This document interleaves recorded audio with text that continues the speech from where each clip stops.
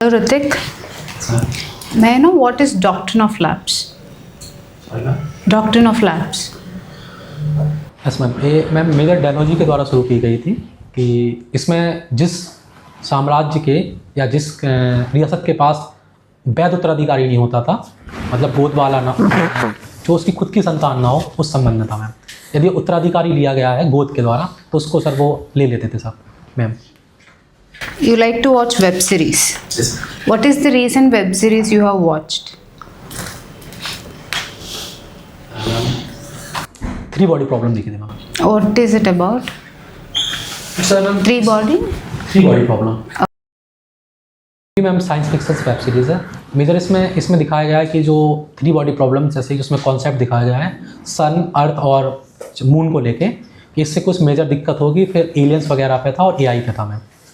Being a political science student, why you like science fiction movies? Ji ma'am, जैसे कि मैं arts background से आता हूँ तो साइंस के लिए मैम मैं एज अ नॉलेज के लिए या थोड़ा अपनी रुचि के लिए मैम साइंस फिक्शन पसंद करता हूँ। इसमें मैम साइंस में मेरी रुचि बनी रहती है और जैसे नए कॉन्सेप्ट्स होते हैं तो वो गूगल करके जानकारी भी बढ़ती रहती है। ठीक है। What is called Bundelkhand? Ma'am Bundelkhand एक पठार पे बसा हुआ क्षेत्र है। बुंदेलखंड पठार भी है और बुंदेलखंड उत्तर प्रदेश और मध्य प्रदेश दोनों क्षेत्र में आता है। उत्तर प्रदेश के इसमें 7 जिले और मध्य प्रदेश के 6 जिले आते हैं, तो वही एरिया मैम बुंदेलखंड है। Okay. Could you name any of the UNESCO World Heritage Sites from Bundelkhand? जी ma'am, Khajuraho ma'am. Any other? No. Sorry ma'am, अभी नहीं सोच पा रहा हूँ। Favorite, you like to play cricket. Who is your favorite captain and why? Ma'am MS Dhoni ma'am, MS Dhoni, because of coolingness. Cool. Cool है। Okay. You have that cool in yourself also. Yes, ma'am. Okay. What were the reasons for India failing in recent border Gavaskar Trophy? Ma'am इसमें major reason ma'am batting की तरफ से ज़्यादा आया, bowling तो ma'am अच्छी रही है। और इसमें दूसरी दिक्कत आई मैम कि मैम सीम पिच पे भी नहीं खेल पाए और एक गलती को बार बार दोहराना। जैसे कि विराट कोहली को भी देखा गया कि 8वां बार से बाहर आउट स्टंप जाती हुई गेंद पे ही आउट हुए हैं। और दूसरा इसमें कहीं ना कहीं ओपनिंग बैट्समैन में एक कॉन्टैक्ट टाइप का नहीं था, जो पार्टनर से बिल्डिंग नहीं कर पाया ma'am major. Okay. If not civil services, which career you would like to choose? As a ma'am academics professor. You want to be a professor. Yeah. Good. So you joined Motibhai Rajaram College to attain graduation, right? Why you chose that college? Ma'am जिस गांव से मैं आता हूँ ma'am वो गरौठा है, तो उसमें एक ही कॉलेज यही है और मैं उस टाइम बाहर जा नहीं सकता था, इस वजह से मैम मैं Why? Why? मैम वो मुझे दूरी की वजह से और कुछ फाइनेंशियल वजह से मुझे वही सही लगा। अच्छा ठीक है। Do you know about laws of money? Laws of money. Sorry. Thank you. Hrithik, आप शोध कर रहे हैं राजनीति शास्त्र में। जी सर। आपका विषय क्या है शोध का? सर अभी टॉपिक डिसाइड नहीं हुआ है, लेकिन जो मेरी रुचि है वो इंडिया की जो दक्षिणी विदेश नीति है, साउथ एशियन डिप्लोमेसी, उसमें बढ़ता हुआ चाइनीज़ फैक्टर है कि चाइनीज़ फैक्टर क्या नेगेटिव इस पर सर। बुंदेलखंड आलाउदल से लेकर और झांसी की रानी, फिर चंद्रशेखर आज़ाद भी बहुत रहे वहाँ। जी सर। एक शौर्य की और देशभक्ति की गाथा रही है। जी सर। इसका कारण क्या है? ये दिल्ली, आगरा, इन सब की तुलना में, दोआब की तुलना में बुंदेलखंड में इतनी ज़्यादा तुर्कों को भीषण विरोध क्यों झेलना पड़ा? इसके कुछ कारण हैं? क्यों इतनी ज़बरदस्त टक्कर दी बुंदेलखंडियों ने दिल्ली सल्तनत को, मुग़लों को? सर जैसे कि अगर तुर्कों का सर मेजर इंटरेस्ट तो सर उसकी कनेक्टिविटी के कारण था, क्योंकि बुंदेलखंड सेंट्रल में पड़ता था। और दूसरा इसमें जो मराठा होते थे उनका साम्राज्य रहा है, जैसे कि मेरी विरासत जो झांसी थी पेशवाओं की विरासत रही है, तो वैसे भी तो बहुत बाद में आए, वो तो दक्षिण से आए। जी सर। लेकिन बुंदेलखंड की एक बहुत गौरवशाली परंपरा रही है टक्कर देने की तुर्कों को।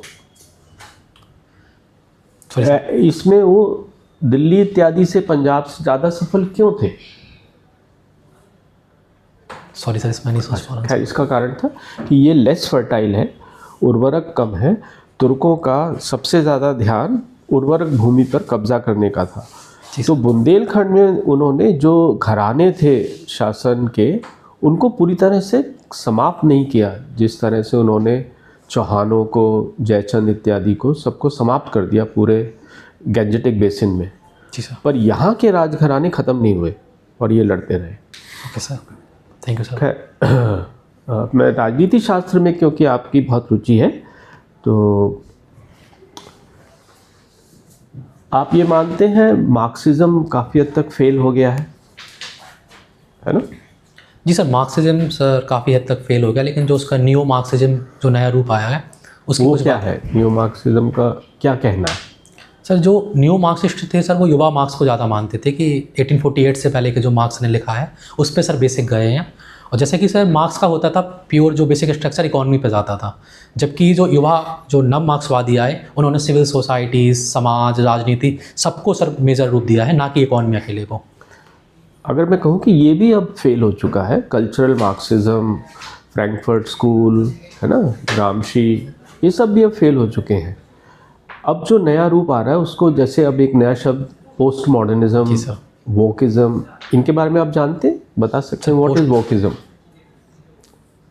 सर पोस्ट मॉडर्निज्म मैं थोड़ा जानता हूँ सर, वोकिज्म सब नहीं सुना है सर मैंने। ओके, पोस्ट मॉडर्निज्म क्या है? सर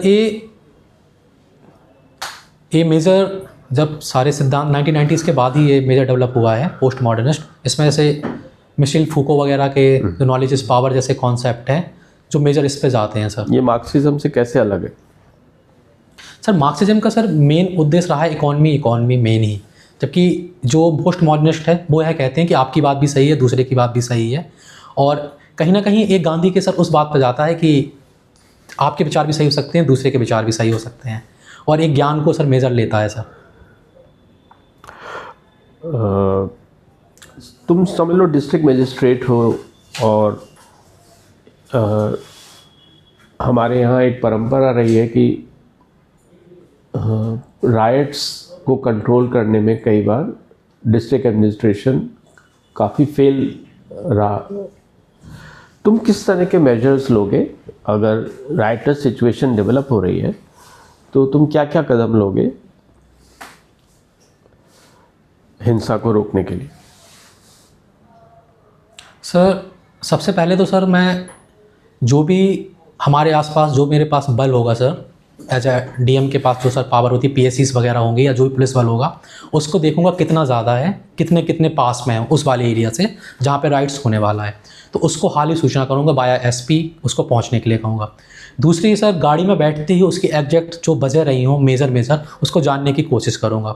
तीसरा मैं सर सबसे ज़्यादा मेन जो कोशिश रहेगी कि जो स्थल है उस पर एज अ नेतृत्व के लिए एज अ डीएम पहुंचना बहुत ज़रूरी होता है, जिससे चीज़ें कंट्रोल हो और कम्युनिकेशन बना रहे।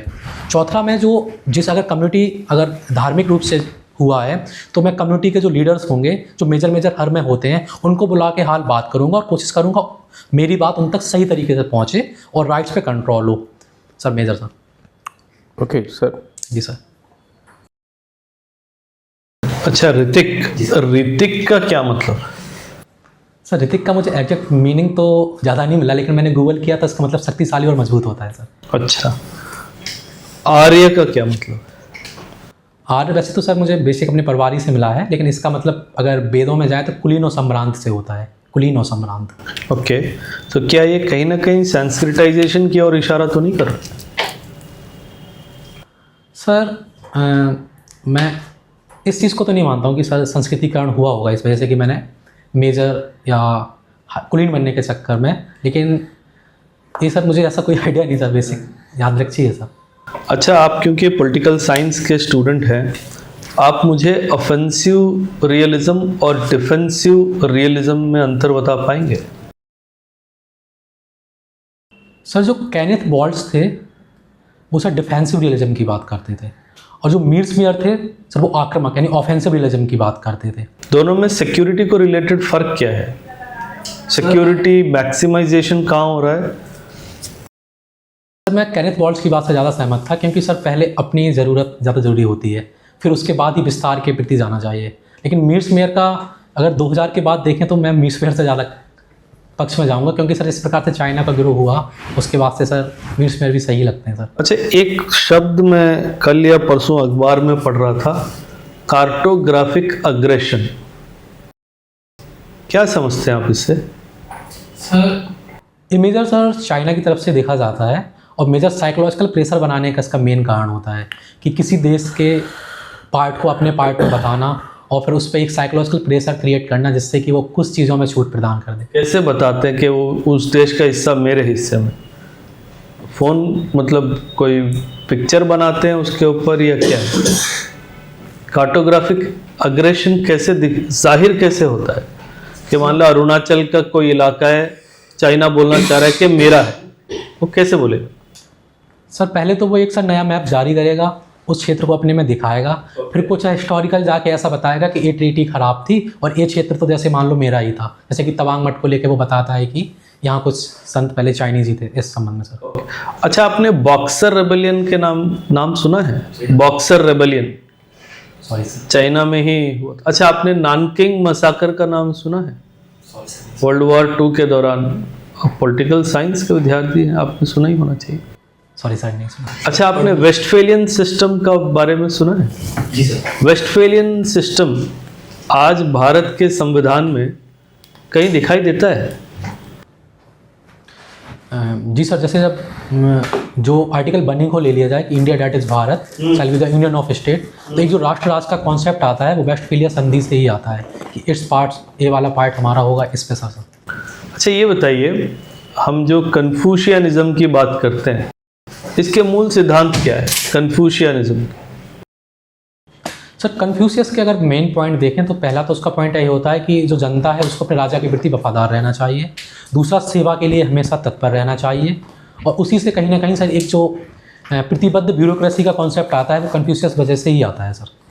तो कन्फ्यूशियस की जो आइडियोलॉजी है उसको इम्प्लीमेंट करने से जो हमारे एल्डरली है उनके केयर में किस तरह से इजाफा हो सकता है? जी सर, जैसे कि मेजर पॉपुलेशन आजकल एल्डर की बढ़ रही है, ऐसे में अगर कन्फ्यूशियस को लागू किया जाए तो जो सेवा भाव कहीं कहीं छूट जाता है पूंजीवाद के दौर में, वो है सर बढ़ेगा सर। सेवा भाव क्यों छूट रहा है? इसके कारण क्या है? ग्लोबलाइजेशन है सर। लगभग सर ग्लोबलाइजेशन के बाद एक कारण सर मेजर देखा गया है कि लोगों ने सर, जब से पूंजीवाद का ही प्रभाव बढ़ा है कि लोग पैसे की तरफ ज़्यादा भाग रहे हैं, ऐसे में न्यूक्लियर फैमिली का कॉन्सेप्ट आना, तो सर इस वजह से सर थोड़ा ज़्यादा बढ़ रहा है सर। अच्छा, आपका पीएचडी का टॉपिक बहुत अच्छा है कि साउथ चाइना कैसे साउथ एशियन कंट्रीज में प्रभाव डाल रहा है।